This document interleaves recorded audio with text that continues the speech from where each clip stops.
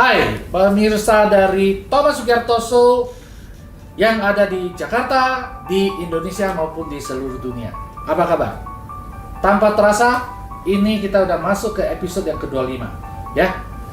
So, setiap saat kita bicara adalah tentang bagaimana seseorang bisa sukses karena dia percaya bahwa dia bisa sukses, masa depan luar biasa, kemudian dia belajar bagaimana caranya sukses, kemudian dia take action sampai sukses. So, sebagaimana Thomas Sugiarto Show, tujuan utama adalah kami membawa atau mengajak orang-orang yang sukses dari nol menjadi seorang pengusaha, from zero to hero, ya. Nah, sehingga hari ini pun kami mengajak seseorang yang luar biasa.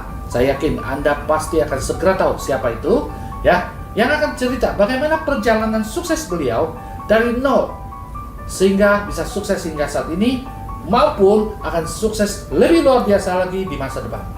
So, siapakah narasumber kita hari ini? Nah, tidak lain tidak bukan adalah Bapak Denny Budiman. Halo Pak Denny. Hai Pak Thomas, senang sekali bisa diundang. Ya. Sama-sama Pak. Kali ini datang ke Thomas Sugiarto Show. Terima kasih Pak. Nah Pak, belakangan ini sibuk di bidang apa sih? Saya sekarang full time ngajar Pak. Ngajar iya, ya? Khususnya ngajar sales di seluruh Indonesia Pak. Oh, ngajar sales di Indonesia ya? Iya. Pak, cerita-cerita nih, masa kecil, apakah Bapak punya impian seperti hari ini? Ya? Nah, jadi bisa cerita tentang masa kecil, kemudian cerita waktu remaja bagaimana, waktu ketika kerja bagaimana, ya? Silakan Pak. Iya, jadi Pak Thomas dan juga teman-teman penonton acara Thomas Sugiarto Show, saya waktu kecil nggak pernah bermimpi Pak, karena mungkin takut dan tidak tahu caranya bermimpi. Waktu itu lahir di mana? Lahir di Jakarta Pak, saya lahir 40 tahun yang lalu di Jakarta. Jadi kalau orang tanya, orang mana? Orang Jakarta aja tinggal di Jakarta ya. Saya nggak pernah bermimpi karena saya pikir saya nggak tahu itu bermimpi apa dan bagaimana. Kenapa?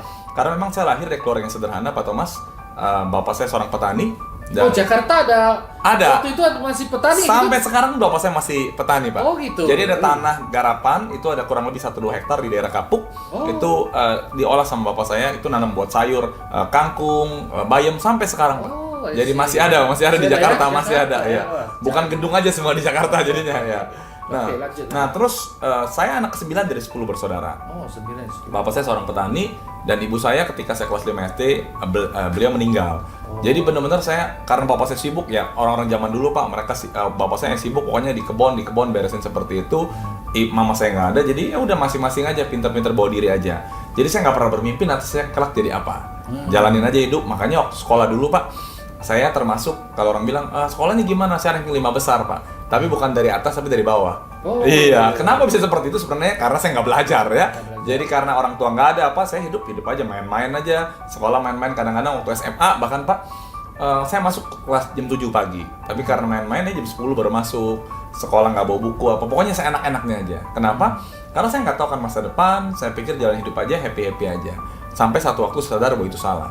Nah, jadi saya pikir masa lalu banyak mengajarkan saya, ternyata banyak orang nggak ngerti karena mereka nggak tahu. Nah, mungkin saya lihat dari acara program seperti Pak Thomas Sugiarto ini sangat bagus buat anak-anak muda yang seringkali nggak tahu mau apa. Karena kadang-kadang nggak ada yang kasih tahu mereka itu masalahnya, Pak. Saya bersyukur setelah saya lulus SMA, akhirnya saya ketemu dengan beberapa orang yang mereka memberikan banyak inspirasi buat saya. Akhirnya dari situ saya mulai berani bermimpi Pak. Jadi waktu bermimpi ada ketika SMA. Iya, setelah lulus, ya? Iya. So waktu itu kuliah bagaimana ceritanya bisa? Nah, jadi tahun 94 saya lulus dari SMA karena keluarga saya sederhana, saya nggak punya uang untuk kuliah Pak. Nah, disitulah saya mulai menekuni profesi sebagai seorang salesman. Salesman. Jadi saya mulai jual oli, jual parfum, seperti itu banyak macam-macam dan ngumpulin uang. Sampai akhirnya tahun 97 baru mulai kuliah. Saya ambil manajemen pemasaran. Kalau ditanya kenapa ambil manajemen pemasaran ya, karena saya orang sales, saya pikir sebenarnya saya dulu mau ambil PR Pak. Nah, ambil PR, sempat apply di beberapa kampus, akhirnya ditolak. Kenapa? Alasannya ya udah, akhirnya saya balik ambil ke manajemen pemasaran. Tahun 97, tahun 2001-an saya lulus di sana. Seperti itu. 2001-an ya? Iya. So setelah lulus apa yang Bapak lakukan? Setelah lulus, setelah lulus saya akhirnya kerja lagi, lanjutin bekerja. Terus akhirnya tahun 2008 lalu ya, saya kuliah lagi ambil S2 seperti itu. Iya, jadi ada satu perubahan yang luar biasa Pak Thomas. Dulu saya nggak pernah suka belajar, malas belajar, pokoknya ke sekolah juga nggak bawa buku, tapi sekarang mana belajar terus gitu ya. Nah, itu yang terjadi. So, ini satu pembelajaran yang kita bisa petik ya untuk pemirsa adalah apa? bahwa zaman dulu ketika kita tidak suka belajar, bukan artinya tanda kutip kita bodoh, bukan. Tapi yang terpenting adalah ketika kita putuskan kita mau belajar, maka dunia bisa terbalik 180 derajat, ya. Dan kita bisa jadi orang yang mau belajar dan merubah masa depan kita, ya. Silakan lanjut. Iya, jadi betul sekali Pak. Jadi saya sering ngeliat orang tua yang bilang, anaknya nggak bisa gini. Hati-hati, kadang-kadang kita menjudge mereka, mungkin karena mereka belum ketemu, belum apa. Karena saya banyak lihat orang menuntut banyak potensi dari anak yang bisa dikembangkan. Jadi saya merasa itu pelajaran buat hidup saya. Dulu saya tidak berani bermimpi, bukan tidak berani sih tepatnya. Saya tidak tahu apa arti itu mimpi, dan saya pikir nggak mungkin lah. Saya dari keluarga sederhana, nggak mungkin bisa sukses, bisa apa. Akhirnya jalan biasa, sampai satu waktu saya dikelilingi oleh orang-orang yang memimpin saya, akhirnya membukakan saya, termasuk salah satunya Bapak Ibu penonton acara ini, beliau ini adalah salah satu mentor saya yang mengingatkan saya bahwa hidup ini bukan sekedar hidup, dan itu membuat saya melakukan banyak hal yang terus saya lakukan inovasi. Ya? Iya Pak. Oke, luar biasa. Iya. Nih Pak, so ketika Bapak kerja, ada cerita-cerita menarik gak selama masa kerja? Nah, lalu kok bisa sampai terjun ke bidang ini? Siap. Jadi tahun 94 saya mulai kerja jadi sales, tahun 96 saya 2 tahun jadi sales sales mobil Toyota tepatnya di daerah Kebonjeruk. Saya jualan sana sampai 98. Pas saya berhenti nggak lama terjadi kerusuhan Mei, jadi semua ekonomi drop sekali. Waktu itu saya bilang ke bos saya, Pak, saya mau jadi entrepreneur. Jadi anak muda Pak, masih ideal begitu ya. Udah kerja, nggak mau begini, kalau berhasil mau jadi entrepreneur. Akhirnya tahun 98 saya mulai entrepreneur, baru mulai ekonomi drop, betul ya, tapi saya jalan terus 98, 98, 99, 2000 akhirnya apa yang terjadi? Bisnis saya main percetakan Pak. Percetakan lumayan. Jadi waktu kerja, mulai sambil dapatkan income gitu? Iya, iya. Terus akhirnya tahun 98 saya resign dari kantor saya jadi, kalau anak muda bilang, jadi entrepreneur, jadi pengusaha ya 98. Jalani sampai 2000, tapi akhirnya bukannya berhasil, jeblok Pak. Karena ada satu proses gagalan, akhirnya saya rugi puluhan juta waktu itu. Membuat saya akhirnya pikir, seperti ini. Ternyata saya pikir, kalau entrepreneur itu bisa sukses, banyak duitnya, segala macam, tapi jeblok. Nah, saya belajar dari sana, kenapa nih seperti itu. Dalam kondisi udah cukup stres juga Pak, karena banyak utang. Terus waktu itu saya sudah pacaran, kurang lebih 7 tahun Pak. Jadi pacar saya juga nanya, kapan kita kalau pacaran lama-lama sampai kapan? Ada teman yang bilang begini, Dad, kumpulin duit buat menikah. Berapa kumpulin sebulan 1 juta? Saya bilang kalau sebulan 1 juta, kalau 50 juta, 3 tahun lebih baru merit kan saya bilangnya. Maka saya bilang, wah itu sih nggak benar. Akhirnya tahun 2001 saya putuskan saya kerja lagi deh. Tapi saya pilih perusahaan yang besar Pak. Perusahaan yang besar yang ada peluangnya untuk besar berkembang. Nah singkat cerita 2001 saya masuk di sebuah perusahaan. Mungkin teman-teman juga pernah dengar, ini satu perusahaan cukup besar di Indonesia namanya PT Datascript. Nah 2001 saya masuk ke sana, saya ketemu dengan manajernya. Manajer tanya, kamu bisa jualan? Oh bisa Pak. Bisa Bu, saya bilang, ya atasan saya seorang ibu. Terus saya tanya sama Ibu Liana namanya, ya Bu, kalau saya kerja di sini kira-kira komisinya berapa? Ya karena kan saya bukan cari uang ya. Saat itu kondisi saya harus bayar utang puluhan juta, saya harus ngumpulin uang buat menikah. Dia bilang, targetnya 100 juta. Kalau 100 juta berapa duit ininya? Ya 2, 3 sampai 5 juta. Saya bilang nggak cukup. Kalau saya dapat lebih boleh nggak Bu? Boleh. Di sini insentifnya tidak terbatas. Nah perusahaan ini sangat bagus sekali dan fair Pak. Ada perusahaan yang kalau kita lebih tinggi dibatasin. Nah di perusahaan tempat saya di Datascript itu bilang berapapun kamu bisa akan dikasih uang. Haknya benar-benar diri, nggak ada dibatasin. Sky is the limit benar-benar Pak di perusahaan. Akhirnya tahun 2001 itu saya mulai bekerja bulan Februari di Datascript. Saya habis-habisan all out Pak. Akhir tahunnya 2001 saya berhasil mencapai sesuatu yang tidak saya bayangkan sendiri sebelumnya. Saya bisa 1000% Pak. 10 kali lipat. 10 kali lipat dari target yang diberikan. Dan sampai hari ini saya kebetulan masih sering berhubungan dengan Datascript, belum ada yang pecahin rekor ya Pak. Sampai hari ini ya. Iya 15 tahun kemudian ya, 15-16 tahun 1000%. Dan gara-gara itu saya bisa uang dapat 100 jutaan, akhirnya saya bisa bayar utang, saya bisa menikah tahun 2002 saya menikah. So intinya adalah bisa dilihat bahwa karena ada satu keinginan satu impian bahwa saya harus menikah, saya harus bayar utang, akhirnya lakukan satu tindakan yang luar biasa. Tapi di masa lakukan tindakan itu pasti ada pembelajaran. Iya, betul Pak. Belajar. Betul, belajar mau bagaimana nih untuk jualan lebih banyak seperti itu. Nah, ini kan cerita adalah Bapak kerja, kemudian berhenti, kemudian bisnis, kemudian gagal, masuk kerja lagi ya. Lalu bagaimana ceritanya Pak Dedi bisa masuk ke dunia yang namanya training. Wah. Ini juga pengalaman yang sangat menarik Pak bagi saya. Mungkin saya bisa sharingkan ke buat teman-teman nonton acara Thomas Sugiarto Show ini adalah, jadi Sejak tahun 2005 saya lagi bekerja, waktu itu sudah jadi sales manager. Saya merasakan ada kok saya punya kemampuan berbicara di depan ya, seperti itu. Tapi karena saya bukan orang training Pak, saya nggak ngerti kan. Saya ngelihat training seperti mentor saya Mr. James Gui dari dulu ya, beberapa pembicara besar. Saya ikut seminar, wah mereka hebat sekali, bagus sekali, dalam hati saya kayaknya saya bisa seperti mereka. Cuma saya nggak tahu caranya ya. Akhirnya gimana caranya saya ikut training belajar di situ Pak. Yang Bapak bilang harus belajar. Nah disitulah saya proses belajar. Bagaimana jadi trainer, ngeliatin, oh seperti ini, oh seperti ini. Akhirnya saya sempat terbersit, saya pengen jadi trainer. Tapi pas cek-cek, saya tahu kalau mau jadi trainer waktu itu kira-kira bisa dapat uang apa enggak. Ternyata cek-cek, kayaknya sih berat pada uangnya. Padahal saat itu saya dapat penghasilan udah lebih dari cukup lah, sudah dapat income per bulan puluhan juta saat itu. Akhirnya saya bilang, tapi saya kok ada passion yang kuat untuk jadi training. Akhirnya yang saya lakukan lah, di situ saya melakukan persiapan. Nah, saya tetap bekerja, jualan dengan bagus, capai target, pokoknya tanggung jawab yang diberikan saya kerjakan dengan baik. Tapi di sisi lain saya mulai belajar tentang dunia training. Ikut training, belajar. Tahun 2006 saya mulai ngadep ke HRD saya di DataScript itu, saya bilang, Bu, boleh gak saya dikasih tempat untuk ngajar? Kebetulan DataScript itu salesnya ratusan bahkan ribuan Pak. Nah jadi akhirnya saya bilang, boleh gak saya ngajar? Pertama nggak dikasih Pak sama HRD saya. Kamu punya pengalaman training, Dad? Nggak punya Bu, bisa. Ya kayaknya sih bisa, saya bilang begitu ya, karena saya punya passion. Akhirnya ya udah, coba deh, akhirnya dikasih sekali kesempatan sehari bawain training. Nah ternyata saya persiapin dengan baik Pak. Wah gimana caranya bawain training, bahannya saya siapin rapin, dan saya bawain ternyata hasilnya bagus. HRD saya senang sekali. Senang, akhirnya di situ akhirnya sambil jualan, nah, saya sambil kerjaan saya yang saya lakukan, saya sambil ngajar. Setahun berapa kali ngajar seperti itu. Nah ini ada satu poin yang bagus ya buat pemirsa. Oke, jadi ketika Pak Deddy lakukan pekerjaan, dia lakukan sebagai seorang sales manager. Tapi karena keinginannya untuk berkembang, dia ambil satu kesempatan untuk mengajar. Dan ini double job ya Pak ya? Iya. Nah, apakah dibayar juga double job itu? Nah, atau hanya sekedar terima kasih saja? iya. Entah berita baik atau berita buruk dibayar. Saya tidak dibayar, sepeser pun dalam perusahaan. Tidak dibayar. Okay. Bahkan Pak, saya sering ditegur sama atasan langsung saya. Dad, kamu ini sales manager, training melulu. Kalau training 3 hari Pak, itu full 3 hari, nggak bisa angkat telepon, nggak bisa apa. Iya, memberikan materi 3 hari dibuat internal ya, tim di DataScript. Nggak dibayar, diomelin kadang-kadang. Tapi saya bilang, Bu, yang penting target tercapai. Jadi saya kerja effortnya double Pak. Karena apa? Tetap jualan tapi bawain training ini. Walaupun diomelin, tapi karena hasil saya bagus, bos saya cuma bilang, ya udahlah tutup mata. Yang penting, walaupun itu buat perusahaan juga Pak.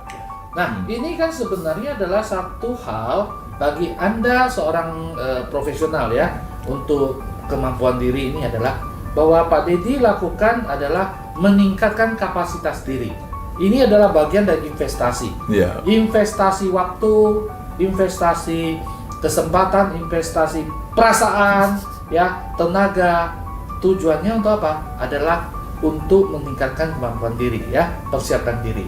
Nah, seringkali kalau orang bahkan Pak, ini kan Bapak yang cari. Iya. Di luaran sana kan banyak orang yang dapat kesempatan. Iya. Tapi karena dia pikir ini bukan kerjaan saya, dia nggak lakukan. Iya. Nah, itu kesalahan fatal ya. Iya, betul Pak. Oke. Next. Lalu ketika sudah di sana udah bagus, income udah oke, udah mulai training, udah jalan. Nah, kenapa Pak Deddy bisa kebesit untuk udah deh, that's it, saya harus mandiri? Iya, harus lompat ya. Jadi saya lakukan itu dari 2005, 2006 terus jalanin seperti itu Pak. Sambil saya persiapin diri terus upgrade sampai tahun 2008. Saya pikir saya harus upgrade diri saya. Saya mau coba cari sekolah. Atasan saya bilang begini, Dad, kamu sekolah lagi ambil S2 deh. Siap Bu, dibayarin sama perusahaan. Jadi saya ke UI, ke ITB segala macam, biayanya 100 juta Pak untuk ambil S2. Ambil, dibayarin sama perusahaan. Terus saya udah pilih-pilih, tapi kenapa ya saya merasa kok saya ingin berkembang di dunia training. Akhirnya saya bilang, saya mau ambil sekolah training deh. Saya cari-cari pada Indonesia, ternyata nggak ada sekolah training yang master. Yang ada adalah sekolah pendidikan. Saya lihat kurikulumnya, banyak mengenai training gitu ya belajar. Akhirnya saya coba ambil pendidikan deh. Ya, terus saya ngadep sama atasan saya, Bu, saya mau ambil S2. Ya bagus, ambil S2 yang mana? Tapi saya ambil yang ini Bu. Apa ini? MPD Bu. MPD itu apa? Magister Pendidikan. Dad, pendidikan ini nggak nyambung sama bisnis kita. Nah, kamu ambil MM aja, kalau MBA dibayarin sama perusahaan. Saya maunya yang ini ya Bu. Kenapa? Karena ini bagi saya penting buat saya mengembangkan diri saya untuk dunia training. Ini nggak nyambung sama perusahaan, Dad. Nah terus gimana Bu? Ya kalau ini bayar sendiri. Nah, apa keputusan Bapak? Nah ini pertanyaan. Keputusan saya adalah saya bayar sendiri. Oke. Nah itu. Ini luar biasa ya. ketika kita mau sesuatu, maka kita harus berani bayar harga. Even dari kocek sendiri itu ada investasi. Nah, so setelah itu lulus atau tidak, Pak? Lulus, Pak. Jadi Lulus. akhirnya saya keluar uang itu kurang lebih 50 jutaan tahun 2008. Akhirnya saya belajar. Perusahaan saya nggak keluar duit sama sekali. Saya nggak apa-apa. Akhirnya itu 2008, 2009 pas kuliah di situ lah. Ini ya satu hal yang saya alami. Bapak sering kalau believe, percaya begitu ya. Nanti kenapa hal-hal yang saya persiapkan itu Tuhan seperti buka jalan. Tahun 2009 saya ketemu dengan seorang teman saya, mungkin tidak terlalu dekat, kenalan seperti bukan teman ya, namanya Pak Tunggul. Nah, ternyata Pak Tunggul ini bekerja sebagai direktur di sebuah perusahaan training yang besar. Perusahaan mentor saya, yaitu Mr. James Gui. Nah, begitu ngobrol, Pak Tunggul di mana sekarang? Oh, saya jadi direktur di mana? Pak James. Wah, saya bilang, saya dari dulu pengen berguru sama Pak James, tapi kan nggak ada aksesnya kan. Saya ajak ngobrol, saya ngopi di waktu di Grand Indonesia ya. Ngobrol-ngobrol, saya bilang, Pak, boleh nggak saya dikenalin sama Mr. James Gui? Singkat cerita, Pak, akhirnya saya bisa diterima sama Mr. James Gui. Oke. Nah, untungnya saya sudah persiapkan sebelumnya. Saya mulai ngajar, So, ya. ketika udah ketemu Pak James Gui, Iya. apakah langsung Bapak lompat keluar atau bagaimana? Belum lompat. Jadi 2009 itu pas ketemu Mr. James Gui, saya sambil kuliah juga, saya ngomong saya masih kerja, Pak. Saya nggak mungkin. Akhirnya apa? Ya udah, kalau mau ada project ikut Pak James, cuti aja. Cuti. Saya bilang saya pengen cuti. Kebetulan saya jarang cuti kan. Ada cuti setahun 12 hari. Akhirnya saya ikut Pak James. Setiap kali ada kemana saya ikut aja Pak James. Kalau tertentu saya cuti. Nah, sepanjang 2009 saya jalankan, akhirnya cuti saya habis. Bahkan sampai saya ambil cuti tidak dibayar, Pak. Nah, cuti potong gaji, cuti potong gaji, akhirnya potong gaji. Nah, 2009 akhirnya sampai suatu titik, Pak, yang membuat saya benar-benar berpikir mau gimana. Oke. Nah, James Gui itu adalah seorang pembicara yang sangat luar biasa bagi saya sampai saat ini. Saya bisa jadi murid beliau itu satu kesempatan yang sangat mahal buat saya. Nah, saya akhirnya saat titik pilihan kiri atau kanan ya. Apakah saya mau terus bekerja sebagai profesional? Perusahaan tempat saya bekerja sangat menghargai saya, Pak. Ya, atasan saya, ownernya Pak Joko Kamdani, mereka support saya. Mereka berpeluang saya untuk banyak hal bisa dikembangkan. Tapi di sisi lain saya ingin berkembang untuk masuk dalam bisnis dunia training ini. Akhirnya saya berbicara dengan istri, berbicara dengan beberapa teman. Tetap aja, Pak, kalau kita diskusi sama orang pasti ada dua. Akhirnya ada yang pro, ada yang kontra seperti itu ya. Ada yang dukung, ada yang tidak. Nanti tunggu waktunya. Akhirnya ngobrol cukup banyak, saya sepakat ya ambil keputusan saya resign dari perusahaan saya. Oh, super sekali ya. So teman-teman, Anda lihat ya. Tadi Pak Dedi ada cerita bahwasannya ketika dia mau sukses, dia mencari ya jalan untuk membuat dia sukses ya. Tapi sebelum ke arah sana, dia sudah persiapkan diri ya untuk lakukan banyak hal yang bahkan tidak dibayar sama sekali ya. Kemudian masuk ke kesempatan itu, cari mentor yang tepat.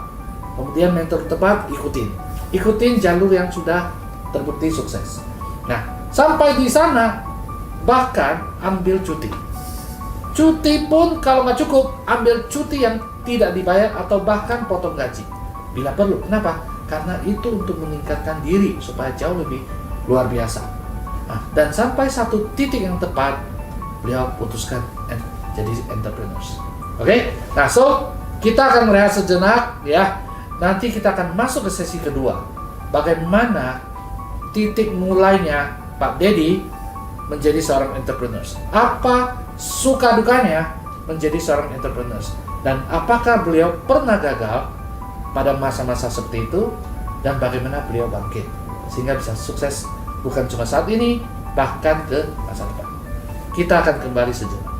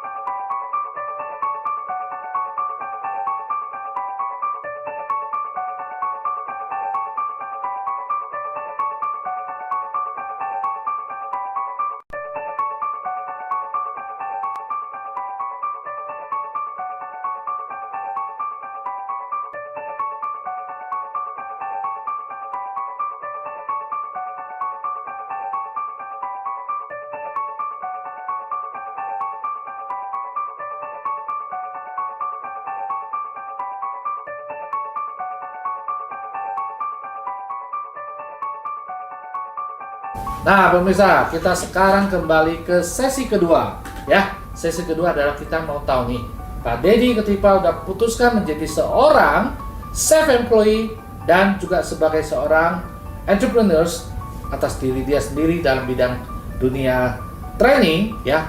Apa sih yang terjadi, ya? Nih, Pak Dedi, bisa Siap. cerita nggak ketika Bapak udah putuskan hari pertama, udah nih gua desain, ya.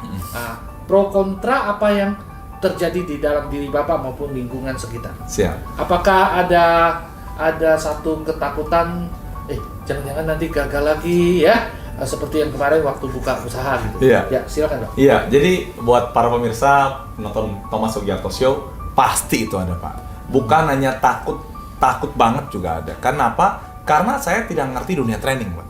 Saya ini seorang sales manager di perusahaan IT, perusahaan jualan fisik gitu ya, produk. Sekarang masuk ke dunia jasa, dunia training yang saya tidak ngerti sama sekali. Apakah ada risiko terburuk? Ada Pak. Kemungkinan saya gagal dan akhirnya gimana? Sedangkan saat itu ketika saya bekerja saya punya penghasilan katakanlah di angka seperti ini ya. Nah ketika saya di training itu kan nggak ada jaminan Pak.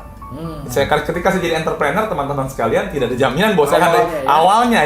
Jadi saya udah siap-siap, saya tidak punya income sama sekali. Saya sudah persiapan diri. Sudah siap sendiri, tidak punya income. Secara finansial. Jadi saya udah ngandelin dari saving saya.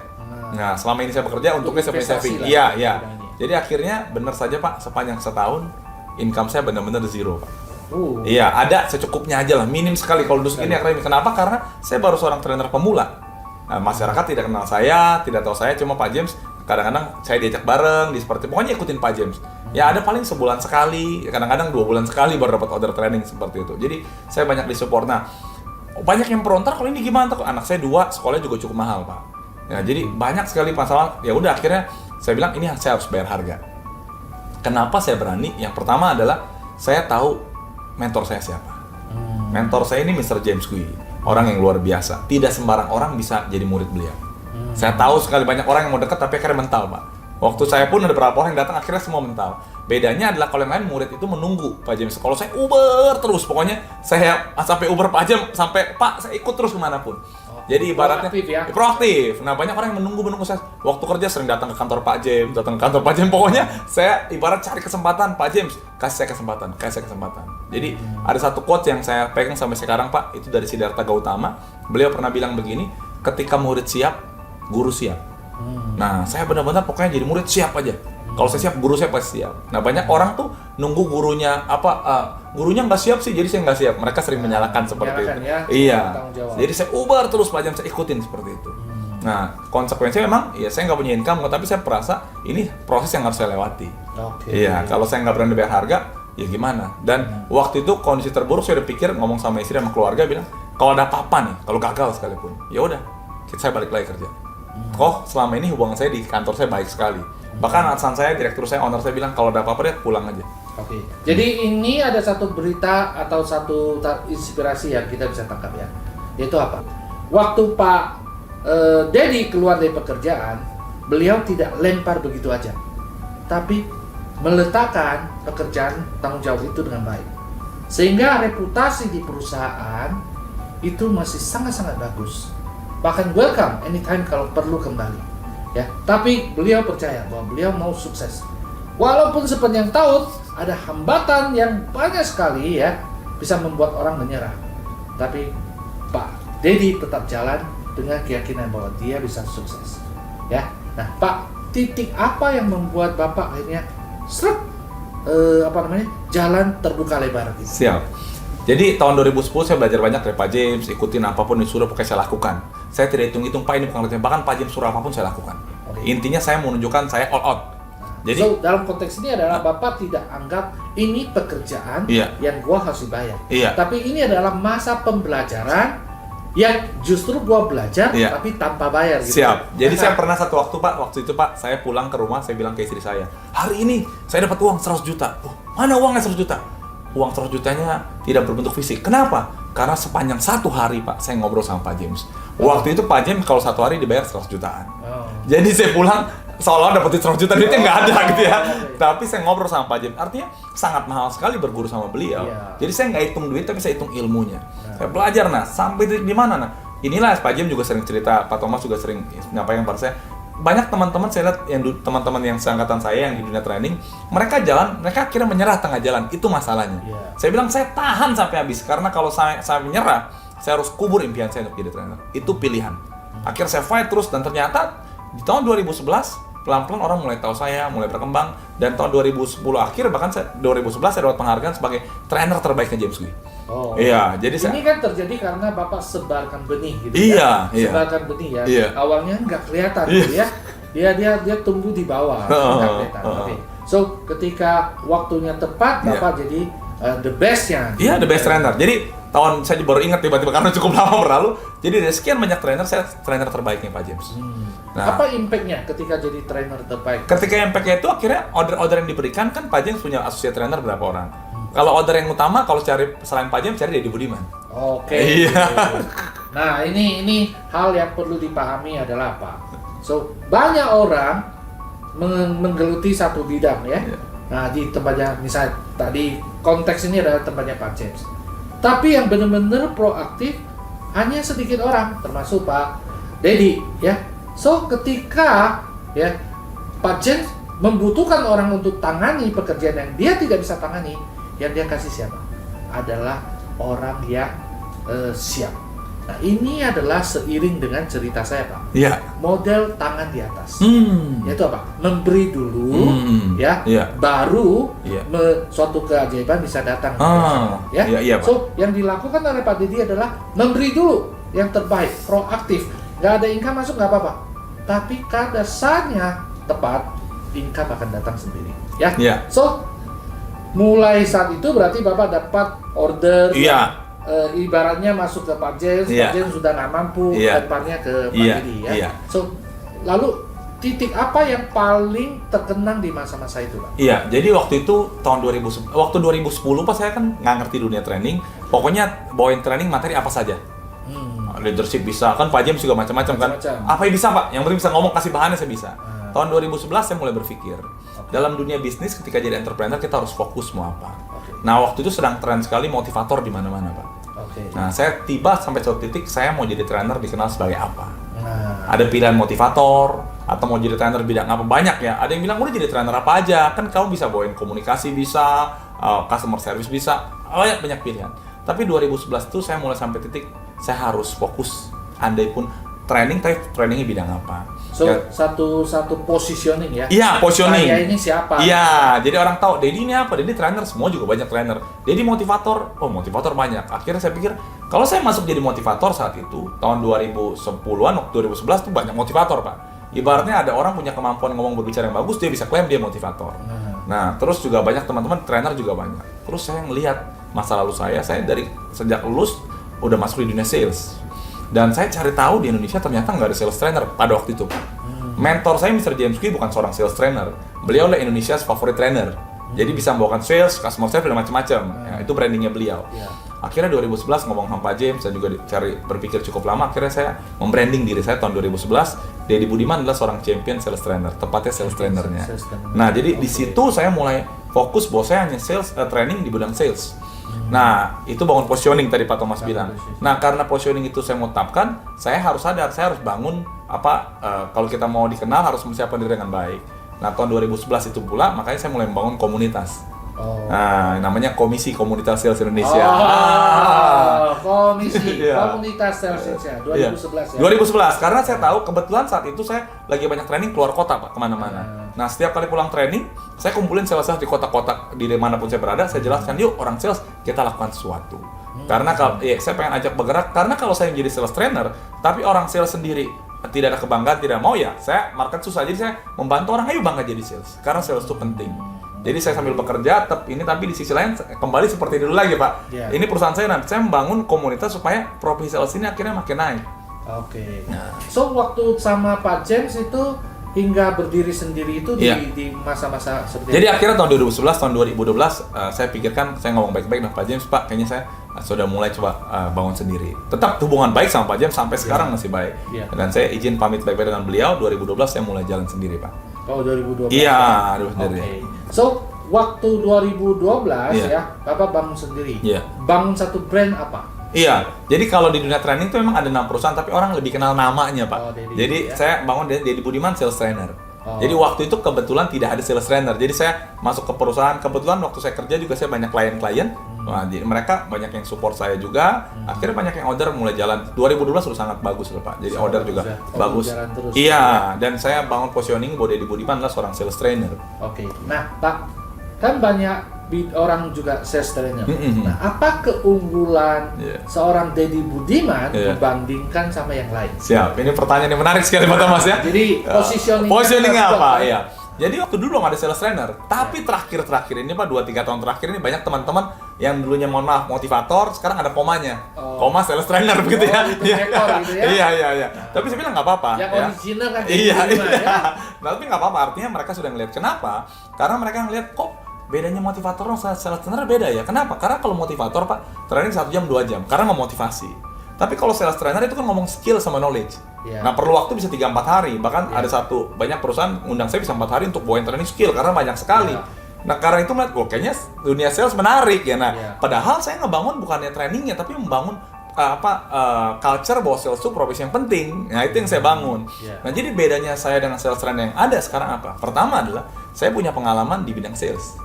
Jadi benar-benar praktisi dari sales, dari manajer sampai banyak hal project saya pegang, saya punya backgroundnya memang. Jadi saya tuh bukan ngajarin orang Anda harus kuat ditolak, saya juga pernah ditolak. Nah, Anda tuh harus kuat dimaki-maki, saya sering dimaki-maki begitu ya, dicuekin, di apa. Nah, artinya saya merasakan. Jadi ini adalah bagian dari talk the walk and walk the talk. Ya, betul Pak.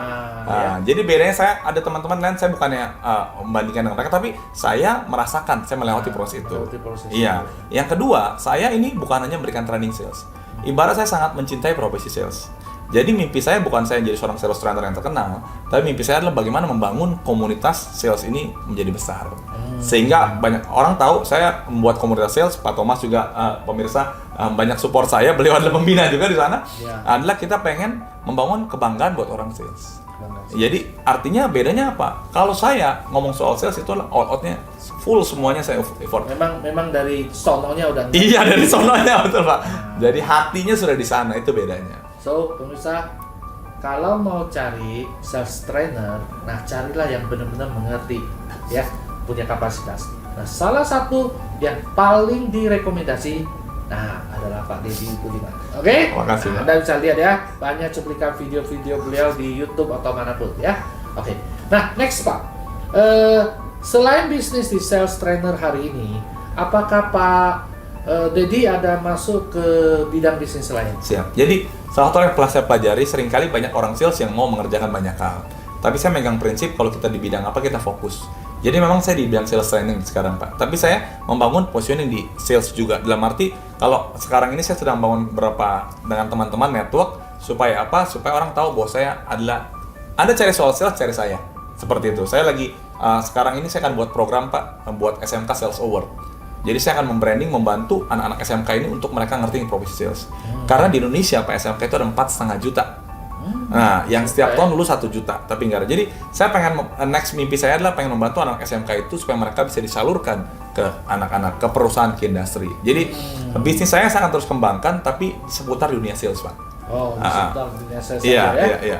Nah Pak, dalam kondisi seperti itu, waktu Bapak sudah lepas dari Pak James, dia mandiri, ada nggak 1-2 kegagalan yang sangat membekas tapi akhirnya bisa lewatin dan sukses? Jadi kalau dibilang kegagalan, semua orang pasti pernah ngalamin kegagalan. Saya juga Pak ketika bawain training, satu waktu saya pernah bawain training dan entah kenapa apa materi yang diberikan sama saya nggak dapat begitu ibaratnya. Karena kita kan bawain training kita merasakan Pak, ini dapat atau nggak dapat. Dan setelah saya nyesel nih minta ampun. Kenapa nggak bagus? Saya sempat down Pak. Saya pulang sepanjang jalan, saya mikirin kenapa saya nggak bagus. Apakah salah siapa begitu? Saya sampai titik, wah bener kan nih, bahaya sekali kalau saya sampai nggak bagus kan artinya kan masa depan saya kan memberikan training. Dan menurut saya standarnya harus bagus sekali. Bukan sekedar bagus Pak. Jadi saya mikir, wah kok bisa jelek sekali. Dan ini buat mukul saya sendiri akhirnya gimana. Tapi akhirnya saya dengan ngomong berapa orang bilang, ya semua orang pasti pernah gagal. Ya, semua orang pernah melakukan kesalahan. Ya udah, mau apa? Gitu mau nyesel terus, udahlah nggak mau ngajar lagi ya nggak juga. Ya udah, kalau gitu pelajarin kenapa gagal. kenapa segala macam. Dari situ saya belajar lagi, oh persiapannya mesti begini loh, bukan hanya hal ini loh, hal ini harus diperhatikan juga loh. Kadang-kadang kita udah persiapan, ada hal yang nggak kepikir. Nah di situ akhirnya saya merasa iya loh. Nah itu tamparan keras buat saya karena bagi saya adalah ketika membuat training tidak berhasil, itu pukulan yang berat sekali buat saya karena saya ingin berikan terbaik buat peserta-peserta training saya. So, dalam konteks ini, walaupun ada kegagalan, Iya. tapi yang paling penting adalah kita evaluasi, Betul. ambil yang bagusnya apa, Iya, iya. lupakan yang jelek, Iya. dan bangkit kembali ya. Ya walaupun nggak enak tapi ya mau nggak mau kita harus ini. Jangan sampai berkubang di rasa bersalah itu. Coba. Ya, nih Pak, so apa yang Bapak pelajari selama pembelajaran, apa yang Bapak dapatkan ketika dari waktu awal sampai sukses seperti sekarang? Iya, pembelajaran yang saya alami ketika saya jadi trainer dari seorang karyawan, terusnya bekerja akhirnya full time di dunia training ini. Pertama, saya bisa berhasil Pak, karena saya disupport oleh orang-orang sekeliling saya, karena network Pak.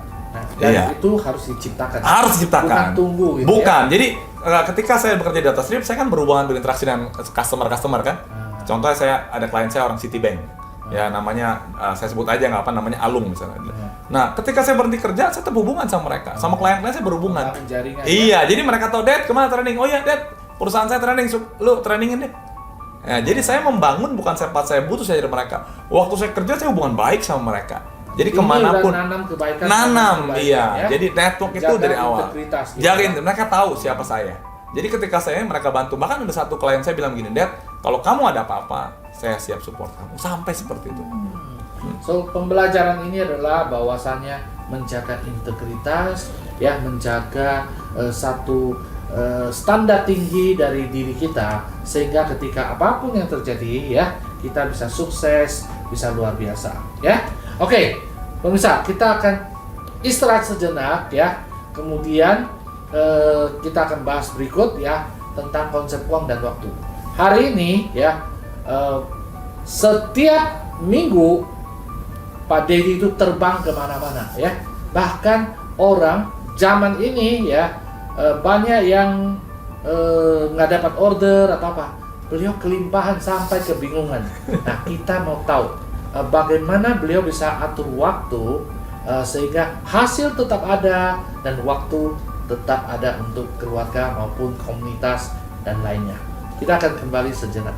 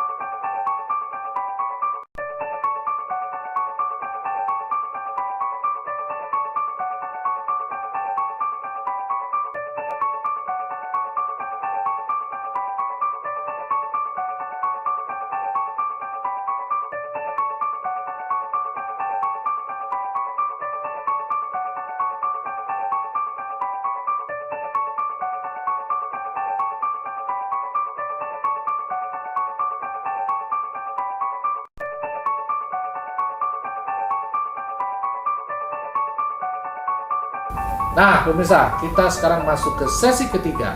Sesi ketiga ini adalah tentang uang dan waktu. Ya, kita mau tahu bagaimana Pak Dedi bisa mengelola waktu hingga menghasilkan uang, dan dari uang menghasilkan waktu yang berguna untuk keluarga, sosial, dan sebagainya. Pak, Iya. bagaimana Bapak memandang uang dan waktu, Pak?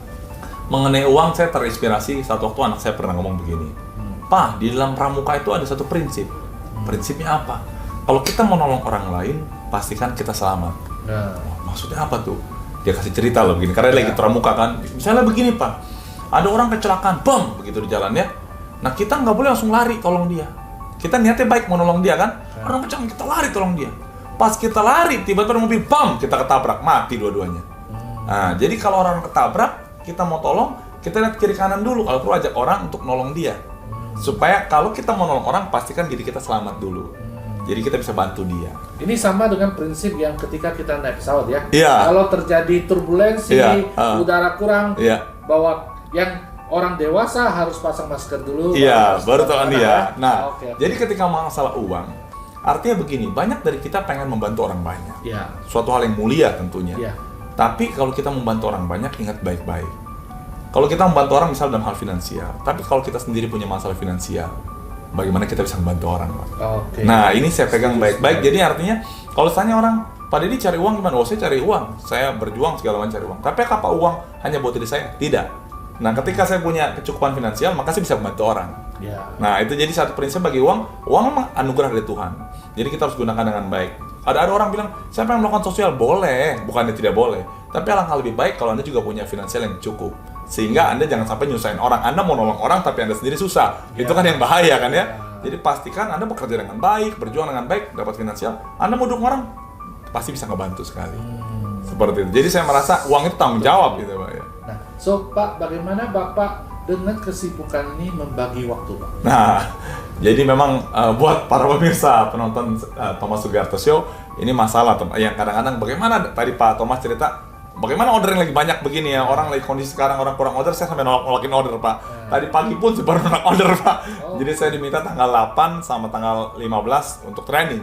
Tanggal 8 saya 9 pagi sudah mesti di Manado. Ya tanggal 15 saya ada training di Bandung. Jadi saya tolak, saya sedih sekali tapi ya mau ngomong apa, saya nggak buka sendiri, nggak bisa dua ya. Ini ceritanya adalah Iya. kenapa tidak banyak orang Iya. mengekor kesempatan seperti waktu Bapak dulu. Nah. Jadi kenapa tidak ada yang ngekor? Pak Dedi, gua ikut lu deh ya. Iya. Nanti ada akhirnya kerjain dengan benar, Iya. akhirnya kelebihan order kan Iya. jatuh ke dia, Iya. gitu ya.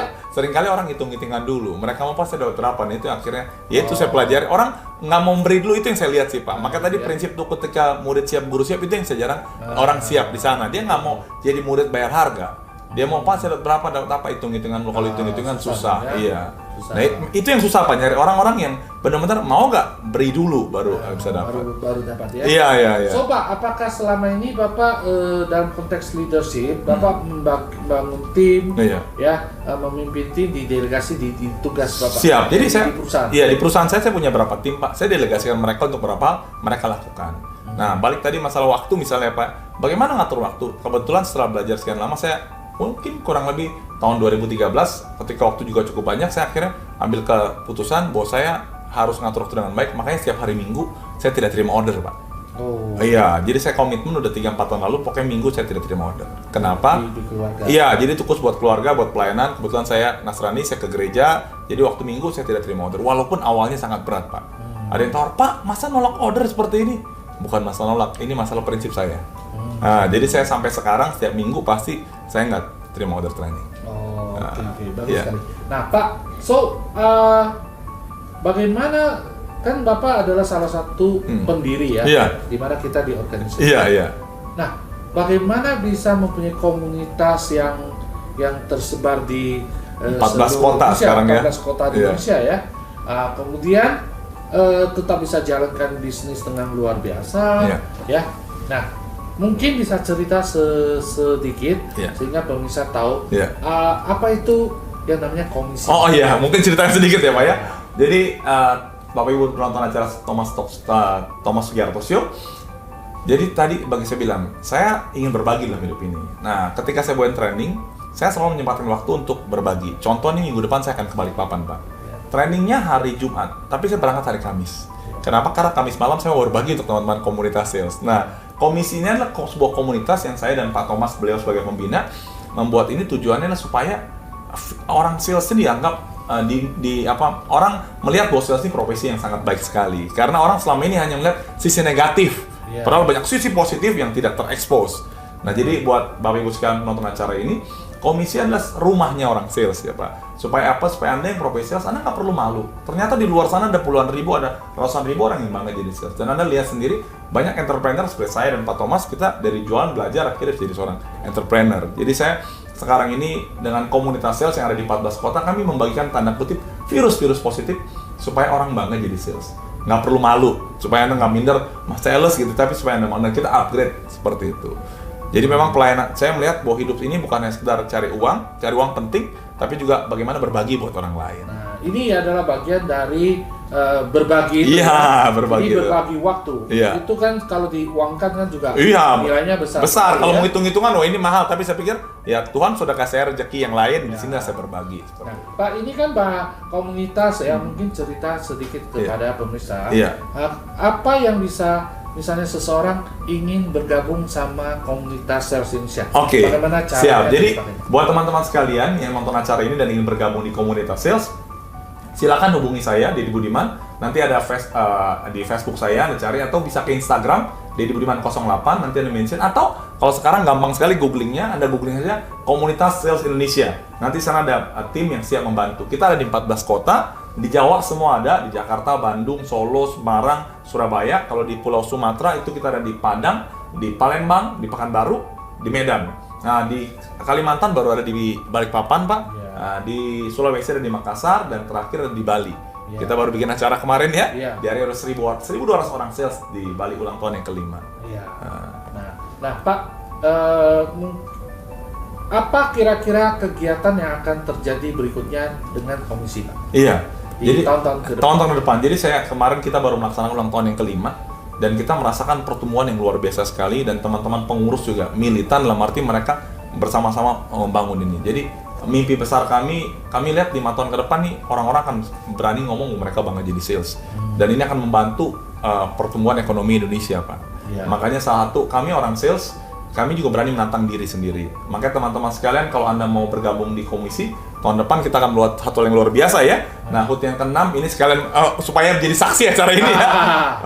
Bila tidak ada halangan, kita akan bikin HUT komunitas sales yang ke-6, kita akan bikin di Singapura. Di Singapura. Iya, tujuannya apa? Ini menantang kita untuk apa? Ya kita terus improve loh. Ya bukan walaupun kita mau terus melakukan hal yang besar. Kenapa? Karena memang kita punya potensi banyak yang bisa dikembangkan. Dan ini akan kita kembangkan ke level internasional. Iya, yang lebih tinggi. Karena mau nggak mau kita kan improve terus, jadi seperti itu, Pak. Terus. Nah, pemirsa, kalau Anda mau tahu ya tentang yang namanya komisi, ya, tentang yang namanya Pak Deddy, ya, mau undang Pak Deddy jadi speaker, ya, mau undang beliau menjadi seorang narasumber atau apapun, ya, Anda bisa kontak ke alamat di bawah ini, ya.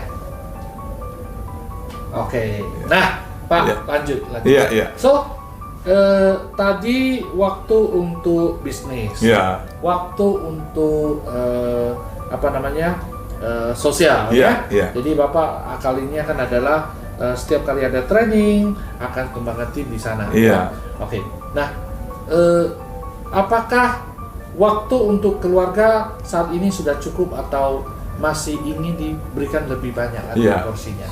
Sehingga teman-teman yang mempunyai profesi yang sama atau sebagai seorang yang namanya self-employed bisa melakukan hal-hal yang Pak Deddy lakukan. Iya. Jadi buat teman-teman sekalian, karena sulit mengatur waktu, saya terinspirasi dari Stephen Covey, Pak. Beliau bilang ketika kita masukin batu ke dalam sebuah gelas seperti tempat besar, batu besar dulu yang masukin. Jangan batu kecil dulu. Nah, jadi saya bilang tadi, dalam seminggu saya komitmen minggu saya nggak terima order. Tapi itu pun kadang-kadang saya masih cukup kurang untuk keluarga. Makanya saya sejak beberapa tahun lalu saya komit selama seminggu sekali saya luangkan waktu khusus 1 hari malam, Pak, untuk saya berbicara dengan anak saya yang remaja. Jadi saya punya anak remaja sekarang SMP kelas 2, Pak. Anak remaja itu masa banyak pergumulan mereka. Ya teman-temannya kita tahu sendiri lah sekarang internet teknologi bahaya sekali kalau tidak. Jadi saya komit setiap minggu malam, Selasa malam Pak, saya akan ngobrol sama anak saya. Ngobrol berdua saja, sama-sama laki-laki ngobrol. Dan itu saya luangkan waktu. Kenapa? Karena saya harus tanda kutip invest waktu saya kepada anak saya. Jangan sampai dia sudah besar, saya kehilangan masa-masa remaja dia. Dan saya juga komit setiap malam Pak. Nah, setiap malam saya dan istri dan kedua anak saya kita komit, kita punya waktu teduh bersama. Kita sharing bersama, kita berdoa bersama, kita belajar. Kalau saya belajar agama, kita membaca Alkitab bersama. Nah itu kita tanamkan setiap malam. Bahkan ketika saya di luar kota pun, kadang-kadang saya telepon mereka, yuk kita doa bareng atau apa. Iya, itulah yang walaupun ruangnya berbeda, iya, tapi waktu tetap bisa diakalin ya. Dan itu komitmen dari awal, kita harus komit untuk hal ini. Nah, dan ini tidak ada alasan buat Anda yang harus keluar kota atau apapun ya, tidak ada waktu sama keluarga. Ini tetap kita bisa lakukan ya, asal ada niat ingin lakukan, maka jalan akan terbuka lebar. Oke, pemirsa, kita akan rehat sejenak ya di sesi ketiga ini yang kita dapat inspirasi banyak sekali ya. Nah, nanti kita akan masuk ke sesi keempat di mana kita mau pelajari lebih hal-hal yang lebih spesifik lagi ya. Siapa sih seorang Deddy Budiman? Apa keunikan beliau ya? Apa yang paling suka dia lakukan ya? Dan ada hal-hal lucu yang belum pernah diceritakan ke orang lain. Dan berikut adalah apa sih impian dia ke depan dan apa saran-saran dia kepada generasi muda untuk sukses di masa depan. Kita akan kembali sejenak lagi.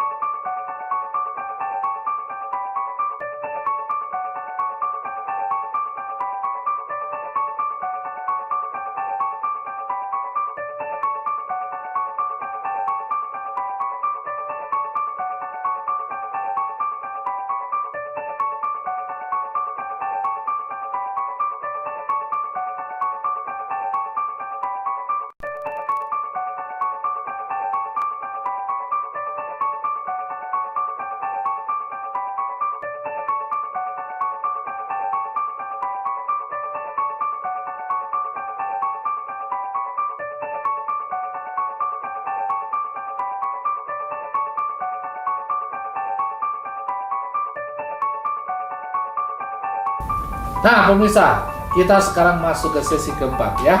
Ini sesi yang sangat menarik ya, yang Anda perlu tahu gitu ya tentang seorang Deddy Budiman. Nih, Pak Deddy. Iya, Pak.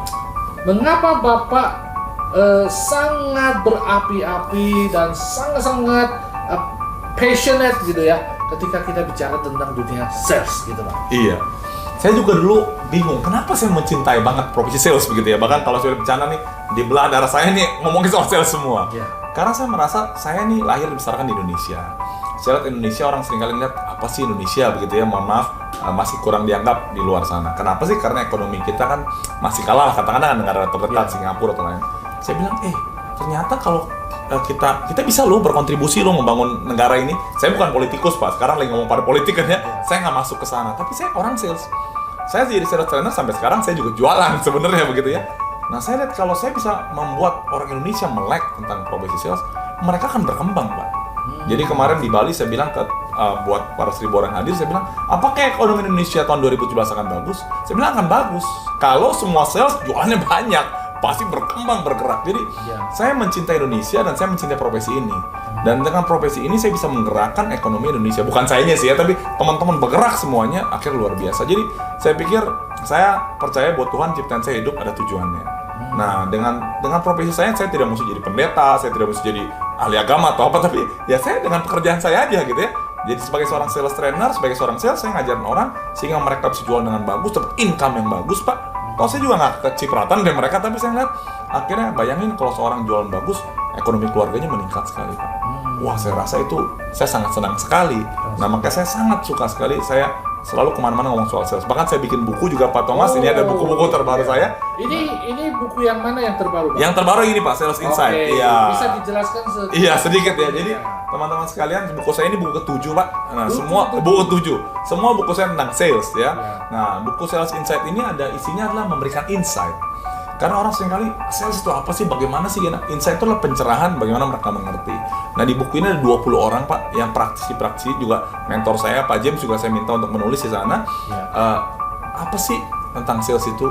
Jadi ada praktisi di bidang retail. Beliau jago sekali retail, cerita insight apa dalam dunia sales di bidang retail. Ada bidang properti, ada bidang masing-masing, mereka cerita bahwa banyak kali yang kita tidak tahu. Bahkan ada satu penulis juga tentang milenial, sales milenial sekarang seperti apa sih, beliau menulis. Jadi dari buku ini Anda akan mendapatkan insight-insight dari 20 narasumber yang luar biasa. Mereka menulis dari sisi yang berbeda. Nah, tujuannya apa? Setelah Anda baca ini, Anda ngerti menjual itu seperti apa. Saya bagi dalam 3. Yang pertama pride, bagaimana kalau menjual itu mesti ada kebanggaan. Yang kedua adalah passion. Jadi kalau menjual itu harus ada passionnya. Kalau menjual nggak ada apinya ya bagaimana kita mau menghasilkan yang luar biasa. Dan yang ketiga yang penting adalah profit sih Pak. Jadi kalau jualan nggak ada profit, nggak ada gunanya juga. Jadi seringkali jual banyak tapi nggak ada untungnya. Buat apa? Kalau orang kota bilang bocuan, nggak ada cuannya, kita nggak buat apa seperti itu. Jadi itu yang kita lakukan gitu Pak. Ya, Pak. Pak, kalau orang mau beli buku ini ada di mana, Pak? Buku ini ada di Gramedia Pak. Dan ini luar biasa sekali Pak, buku ini baru masuk minggu ini ke Gramedia. Baru diomongin pre-order aja sudah laku 1.000 buku Pak. Oh, 1.000 buku belum. Akan jadi bestseller. Iya. Jadi ini minggu depan akan cetak kedua. Jadi cetak pertama, langsung cetak kedua Pak. Oh gitu. Lalu buku yang lain apa lagi? Iya, ini ada buku stand up selling, ini buat bagaimana presentasi penjualan.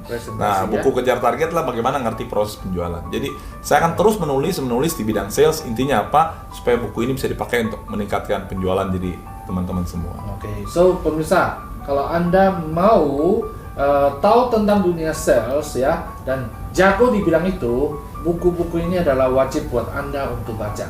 Ya, oke Pak. Kita lanjut ya. Siapa? Nah, apakah dalam proses Bapak menjadi seorang sales ya, kemudian jadi seorang sales trainer, kemudian jadi seorang pengusaha di bidang training sales seperti ini ya, ada cerita lucu yang belum banyak orang tahu. Iya. Yang bisa memberi inspirasi buat orang, akhirnya bisa sukses. Iya. Khusus buat acara Thomas Sugiarto saya cerita nih Pak. Oh, yang lain belum banyak yang tahu. Belum banyak tahu. Sebenarnya agak malu ceritanya, tapi nggak apa-apa ya. Iya. Jadi ketika saya dulu mempersiapkan diri untuk jadi trainer Pak, satu waktu ada klien saya masih bekerja waktu itu ya. Ada tahu dia klien saya dengar saya suka bawain training. Iya. Terus klien saya manggil, Pak Deddy, ya, tolong dong bawain training buat kita. Oh boleh. Di mana? Di puncak. Di puncak kesini ya. Akhirnya jam berapa? Pagi. Akhirnya saya pagi-pagi saya berangkat ke puncak, ketemu sama ownernya, saya bawain training dengan bagus sekali, semua happy, senang. Pas pulang akhirnya saya pulang dong, Pak Deddy, akhirnya saya dikasih sesuatu dan dikasih itu luar biasa Pak Thomas. Teman-teman semua saya dikasih 2M Pak. Wow. Iya. 2M. 2M ya, jadi wah saya sampai kaget sekali 2M Iya. sebesar itu. 2M itu artinya Pak, makasih Mas Deddy. Oh, 2MD dong ya? Iya 2MD. 2MD dolar. Dolar. Jadi, 2M dolar. jadi makasih Mas. Jadi dia bilang, loh kok makasih doang? Loh kok nggak dapat sesuatu? Wah, saya gimana begitu perasaan saya? Pulang dari puncak, saya nggak langsung pulang Pak. Saya galau banget, gila bawain training bagus begini waktu awal-awal dikasih 2M, makasih Mas. Saya mampir ke Bogor Pak. Saya mampir ke Bogor, saya cari makanan yang paling mahal. Saya bayar berapa ratus ribu udah. Saya mau ngilangin stres saya ya. Saya makan, saya bilang, ya udah ini proses begitu ya. saya dikasih 2M, saya bilang, makasih Mas. 2M dolar. Iya 2M dolar, makasih Mas Deddy gitu ya. Ya tapi itu mungkin lucu berkesan tapi ya itu buat pembelajaran buat saya. Ya udahlah, kita mau memberi. Ini satu proses ya. Proses saya bilang proses. Dan ini benar-benar jadi cerita lucu. Jadi cerita lucu dikasih 2M Pak. 2M dolar gitu ya.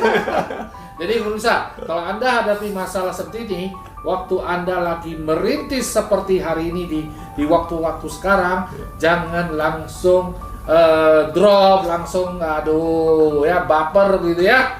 Nah, ini proses yang bisa membawa Anda jauh lebih sukses ke depan.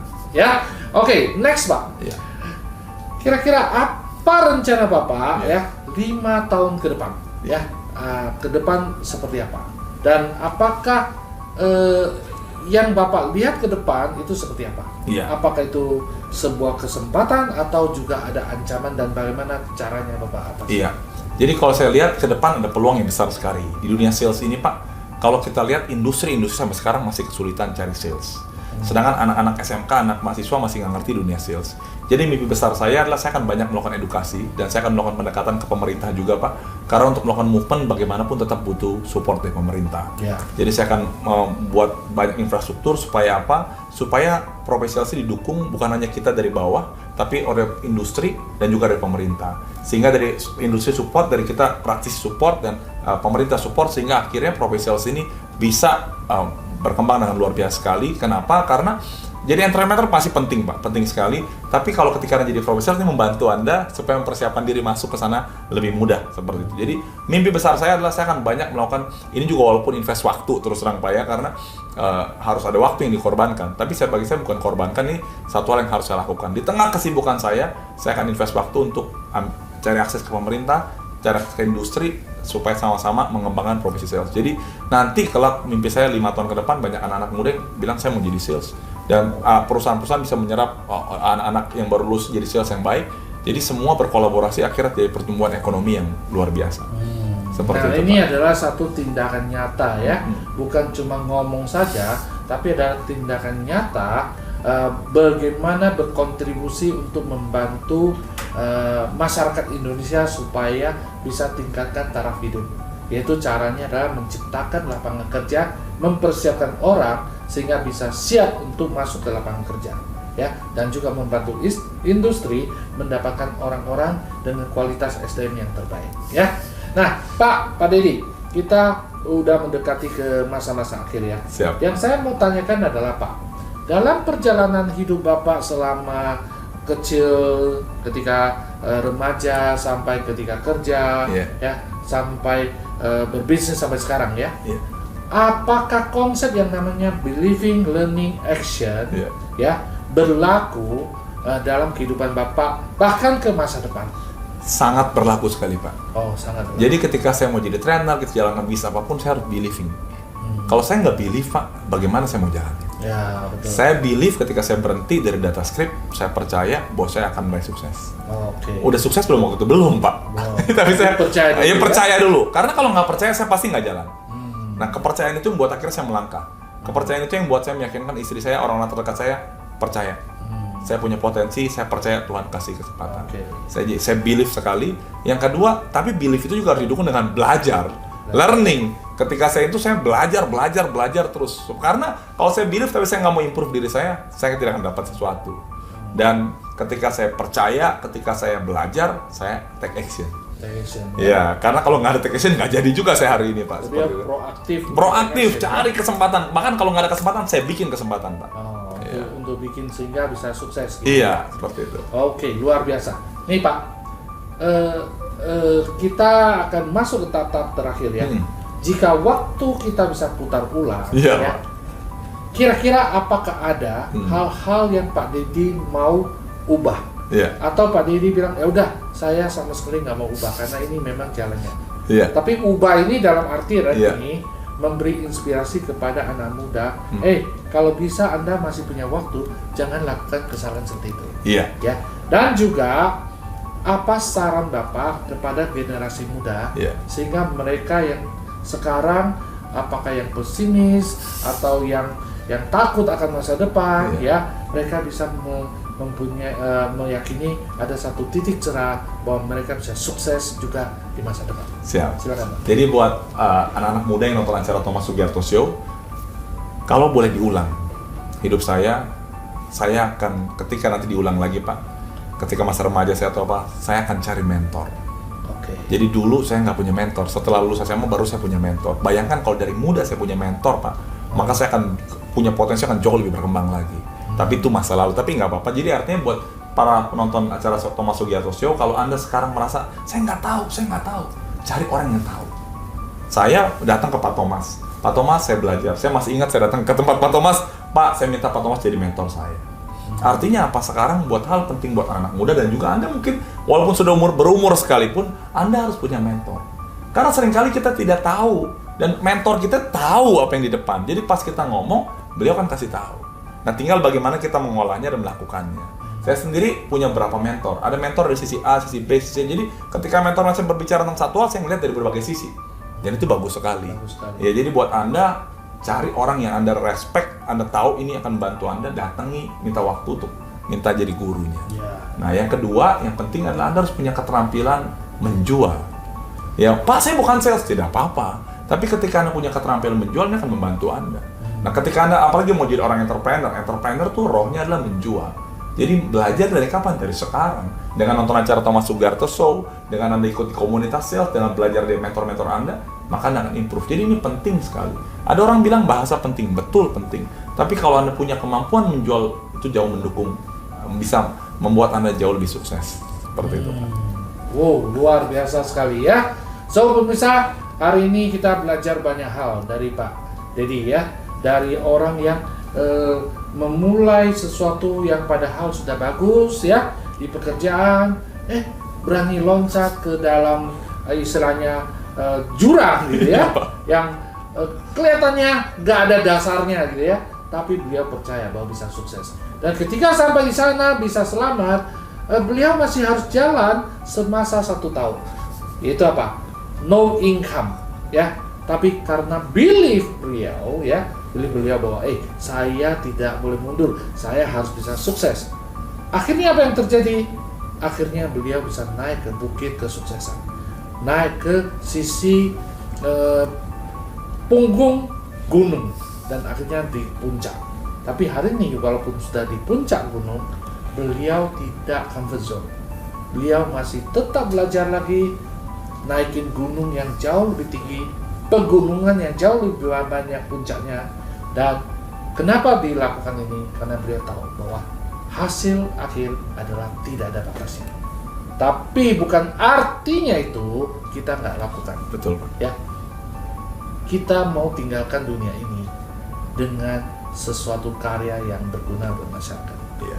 Ya, walaupun kecil apapun, tapi yang penting adalah kita berguna buat masyarakat. Amin. Nah, so pemirsa Thomas Sugiarto Show, ya, hari ini kita bersama Pak Deddy. Anda pasti, saya yakin, saya sendiri pun dapatkan banyak hal ya dari Pak Deddy ya, terutama tentang bagaimana membangun komunitas ya. Nah, Anda saya yakin pasti dapatkan sesuatu yang luar biasa juga ya. So, belajar, nonton video ini bukan cuma sekedar nonton asal nonton. Anda wajib, menurut saya, wajib nonton berkali-kali dan ambil ballpoint, catat data-data apa yang bagus, pelajari lagi. Kalau nggak ngerti tanya, ya. dan Anda nonton cuplikan-cuplikan atau video yang sebelumnya. Dan Anda harus siap juga adalah nonton video atau nonton cuplikan kita dengan narasumber yang luar biasa juga di minggu depan. Oke? So, sampai ketemu di minggu ke depan. Ya, Pak Deddy. Terima kasih, Pak Thomas. Sama-sama, Pak Thomas. Kita sampai ketemu di minggu depan. Nah, pemirsa, tadi Anda sudah mendengar dari narasumber bagaimana dia mengembangkan bisnis mulai dari nol hingga sukses, ya. Nah, Anda juga bisa mempelajari hal lain di seminar kami maupun workshop, ya, khususnya misalnya untuk seseorang yang level profesional, entrepreneurs pemula, atau seorang manajerial yang mau masuk ke dunia bisnis. Anda bisa pelajari tentang yang namanya salespreneur. Anda juga bisa pelajari tentang yang namanya bagaimana caranya berbicara di depan umum yang secara efektif dan sukses. Anda juga bisa pelajari tentang yang namanya bagaimana cara mendayagunakan uang dan waktu melalui investasi dan usaha. Oke, khusus untuk orang-orang yang tingkatan level direksi atau pemilik bisnis one man show. Di sini saya akan sharing di seminar, ya, di mana Anda bisa tahu bagaimana strategi sih menciptakan yang namanya proteksi income dan persiapan pensiun yang luar biasa. Khusus untuk pengusaha, Anda bisa belajar gimana memproteksi nilai bisnis, aset, dan gaya hidup sehingga tetap bisa berjalan dengan baik. Khusus bagi yang bisnisnya sudah mapan, Anda bisa mulai mempersiapkan yang namanya warisan maupun dana abadi bagi generasi berikutnya, ya. Nah, bagi Anda yang mau undang saya jadi speaker, saya ada topik tentang bagaimana menginstal virus entrepreneurship ke dalam pikirannya karyawan, sehingga karyawan kalau mau hasil maka dia harus bekerja dengan hati, ya. Juga ada topik tentang bagaimana menggunakan daya kreativitas dan kerjasama sehingga bisa bekerja lebih efektif buat perusahaan. Sementara bagi yang universitas atau sosial lainnya, bisa undang saya untuk bicara tentang bagaimana sih mempersiapkan jiwa entrepreneurship mahasiswa sejak dini, sehingga pada saat dia lulus, dia sudah siap untuk menjadi seorang pengusaha. Atau apa sih bedanya seorang wirausaha maupun seorang profesional? Apa plus minusnya? Anda juga bisa undang saya untuk bicara di universitas atau kegiatan sosial lainnya. Ini adalah rangkaian seminar atau workshop yang saya adakan offline di luar dari webinar. Oke, so itulah serangkaian seminar yang mungkin bisa Anda pelajari lebih lanjut. Nah, teman-teman, inilah serangkaian talkshow kita hari ini. Nah, tunggu talkshow kita berikutnya, Thomas Sugiarto Show, dengan narasumber yang luar biasa juga di minggu berikutnya. Sampai ketemu di minggu depan.